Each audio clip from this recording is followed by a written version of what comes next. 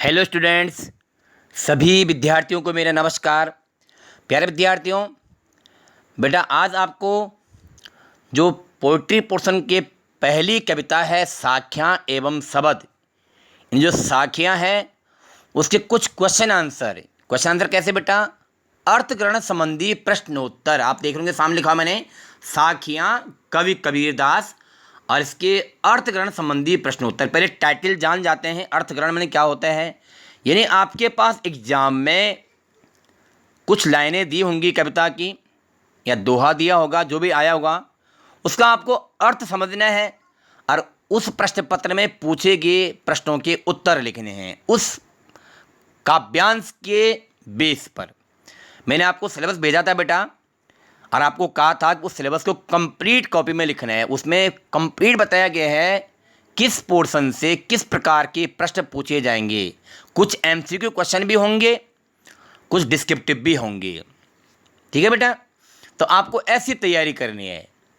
तो बेटा आज जो आपको क्वेश्चन भेजे हुए मैंने, ये ध्यान दें आप लोग, 1 2 3 4 5 पहली साखी यानी पहला दोहा, जो हमारा पोइट्री पोर्शन का पहला दोहा है। आपको भली भांति मालूम होगा, आपको चैप्टर पढ़ाए जा चुके हैं, 3 पोइट्री पोर्शन के, 2 प्रोज पोर्शन के और कुछ 1-2 टॉपिक आपके ग्रामर हिंदी व्याकरण के भी हम पढ़ा चुके हैं ऑफलाइन में बेटा। तो आज जो आपको बेटा क्वेश्चन आंसर भेजे हुए हैं, ये पहला दोहा, जो पहला दोहा है उसी के क्वेश्चन आंसर हैं। अब आपको 1 बाय 1 ऐसे समझाया जाएगा। ठीक है बेटा, तो पहले आपने ये क्वेश्चन और आंसर, यानी क्वेश्चन भी और आंसर भी अपनी कॉपी में लिखने हैं और फिर आपको उनको समझना है जैसे मैं आपको समझा रहा हूँ। जैसे पहला क्वेश्चन है बेटा, सुभर जल का प्रतीकार्थ स्पष्ट करो। ध्यान दे बेटा, जब आपको एक मैंने समझाया था, यानी दोहे जो समझाए थे, तो मैंने आपको बताया था कि शाब्दिक अर्थ अलग है और सांकेतिक अर्थ अलग है। ठीक है बेटा, इन उनका शाब्दिक अर्थ अलग आ रहा है और सांकेतिक अर्थ अलग निकल रहा है। ठीक है बेटा, तो जैसे यहाँ पर देखते हैं हम, सुभर जल का प्रतीकार्थ, यानी सुभर जल का जो प्रतीकार्थ है, किसके लिए प्रतीक है ये लिखा आंसर। सुभर जल के 2 अर्थ हैं। हमने आपको क्लास में समझाया भी था कि अच्छी तरह से भरे हुए लबालब जल के लिए भी बोला गया है और पवित्र मन के लिए भी बोला गया है। तो जैसे यहाँ पे बोला गया है, नंबर 1 है अच्छी तरह भरा हुआ जल, जिसे हम लबालब जल बोल रहे थे, लबालब तालाब बोल रहे थे, कंप्लीट भरा हुआ जल से तालाब। दूसरा बेटा है शुभ्र, अर्थात शुभ्र जल अर्थात पवित्र जल, यानी पवित्र जल से भी मतलब है, पवित्र मन से भी मतलब है, यानी इसके 2 प्रतीकार्थ निकल रहे हैं। ठीक है बेटा, तो नंबर 2 क्वेश्चन है, हंस किनका प्रतीक है। ध्यान दें उत्तर क्या है। हंस भक्त हृदय का प्रतीक। भक्ति हृदय मानी जो भक्ति भावना में डूबा हुआ है, जो परमात्मा की भक्ति में तल्लीन है, मानी डेडिकेटेड है, या प्रभु साधना में लगे हुए साधक। प्रभु साधना मानी परमात्मा की पूजा में, साधक मानी साधना करने वाला, पूजा करने वाला का प्रतीक है। तो हंस के भी 2 प्रतीक हैं और सुभर जल के भी 2 प्रतीक हैं। जब आपको हमने दोहा समझाया था कि मान सरोवर सुभर जल हंसा कील कराए, कि मान सरोवर सुभर जल मानी कि अच्छी तरह से भरे हुए जल में हंस खेल खेल रहे हैं और मुक्ता फल मुक्ता चुके अब उड़ी अनत न जाए। वो इतने मुक्त भाव से मोती चुंग रहे हैं कि अब उन्हें दूसरे स्थान पर जाना उचित नहीं लग रहा है। ये तो था इसका शाब्दिक अर्थ है। और हमने फिर बताया था कि सांकेतिक अर्थ क्या है, कि परमात्मा की जो भक्ति में तल्लीन व्यक्ति है, वो उसमें इतना खो जाता है, इतना रम जाता है कि वह दूसरी जगह जाना नहीं चाहता है। तो इसे हम क्या बोलेंगे, प्रतीकार्थ, अलग अलग अर्थ निकल रहे हैं। ठीक है बेटा, 2 क्वेश्चन हो गए। तीसरा क्वेश्चन देखते हैं, मुक्ता फल चुगने का आशय स्पष्ट कीजिए। आशय को बोलते हैं अर्थ, मीनिंग। लिखा है मोती चुगने का आशय, यानी मुक्ता फल का आशय से मतलब मोती चुगने का आशय। लिखा है ब्रैकेट में अर्थ है मुक्ति का सुख प्राप्त करना या भक्ति का आनंद प्राप्त करना। जब कोई व्यक्ति परमात्मा की भक्ति में तल्लीन हो जाता है तो वो एक तरह से मुक्ति पा जाता है। जैसे हमने कहा था आपको क्लास में कि मीराबाई श्री कृष्ण की भक्ति में तल्लीन हो गई थी, उन्हें मुक्ति मिल गई थी। ठीक है, तो ये इसका अर्थ है। नंबर 4 क्वेश्चन है बेटा, भाव सौंदर्य स्पष्ट करो। अब ध्यान दें बेटा, आगे आपके पास इस प्रकार के प्रश्न भी आएंगे। भाव सौंदर्य और शिल्प सौंदर्य। पहले हमें समझना है भाव सौंदर्य क्या होता है। भाव सौंदर्य मतलब होता है कि उसका क्या भाव निकल रहा है, उन पंक्तियों का क्या भाव निकल रहा है। जब हमने अर्थ को जान लिया तो अर्थ को जानने के बाद क्या भाव निकल रहा है।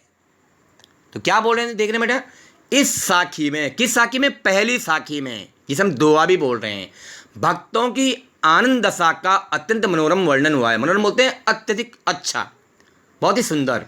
इन इस पहली साखी में कबीर दास जी ने यह बताने का प्रयास किया है कि भक्ति भावना से व्यक्तियों को जुड़ना चाहिए, उसकी आनंद दशा का वर्णन किया है।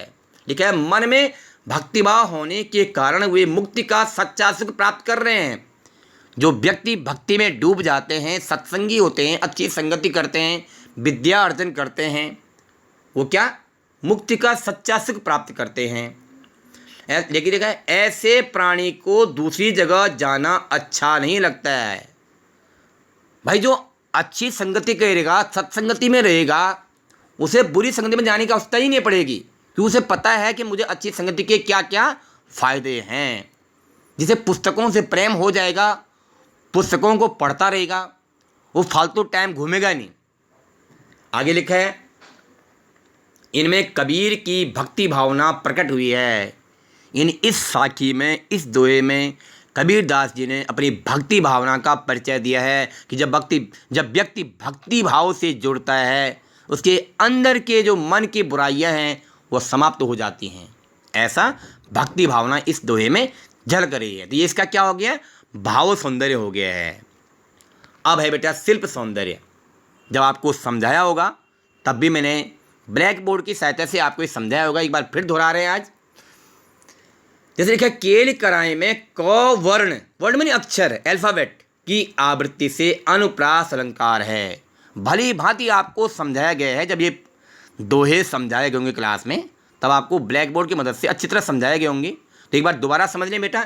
केल में क अक्षर है बेटा, कराई में क अक्षर है। हमने कहा था, आपको समझाया था कि काव्य में जहाँ पर एक ही व्यंजन वर्ण की आवृत्ति बार बार होती है, वहाँ पर अनुप्रास अलंकार होता है। यहाँ पर आप देखेंगे क अक्षर, फिर क अक्षर की आवृत्ति मानी दोहराना, आवृत्ति मानी रिपीट होना। तो कौन सा अलंकार होता है, अनुप्रास अलंकार होता है। नंबर 2 पॉइंट है बेटा, किसमें, शिल्प सौंदर्य में।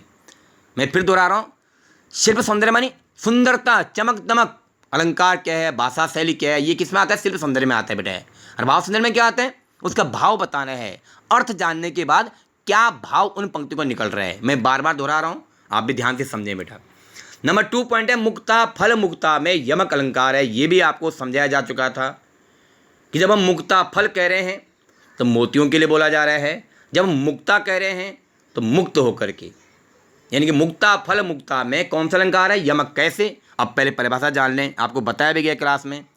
काव्य में जब एक शब्द की 2 बार आवृत्ति, अब अक्षर की बात नहीं हो रही बेटा, शब्दों की बात हो रही है। काव्य में जब एक शब्द की 2 बार आवृत्ति होती है और उसका दोनों बार अलग अलग अर्थ होता है, तो वहाँ पर कौन सा अलंकार होता है, यमक अलंकार होता है। तो यहाँ पर कौन सा अलंकार है, यमक अलंकार है। नंबर 3 पॉइंट है, सुभर में श्लेष अलंकार है। अब आपके मन में सवाल आ रहा होगा कि अलंकार बढ़ते ही जा रहे हैं, अब श्लेष क्या है बेटा।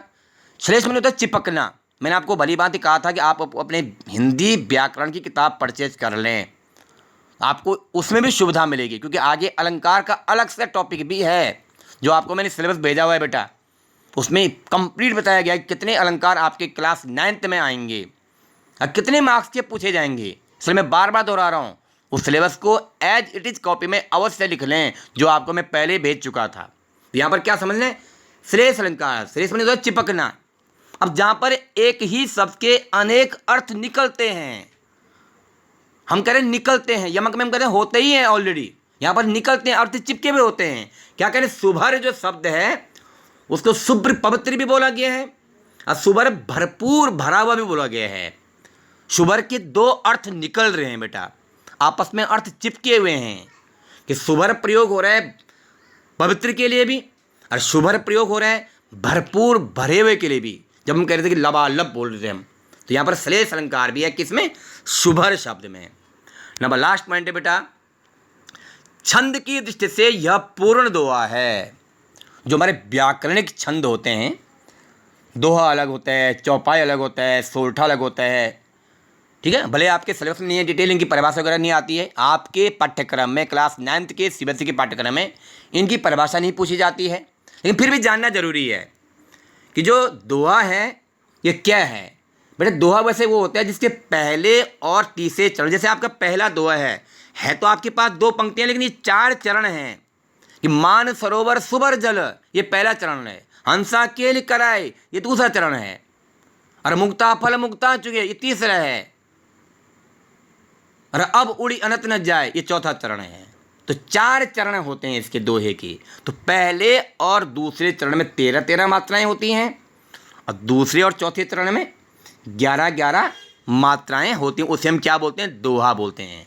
मैं फिर दोहरा रहा हूँ, सीबीएसई के पाठ्यक्रम में यद्यपि इसकी परिभाषा नहीं पूछी जाती है, पर हमें ज्ञानार्जन के लिए मालूम होना चाहिए कि दोहा छंद वो होता है जिसके पहले और तीसरे चरण में 13-13 मात्राएं होती हैं, और दूसरे और चौथे चरण में 11-11 मात्राएं होती हैं।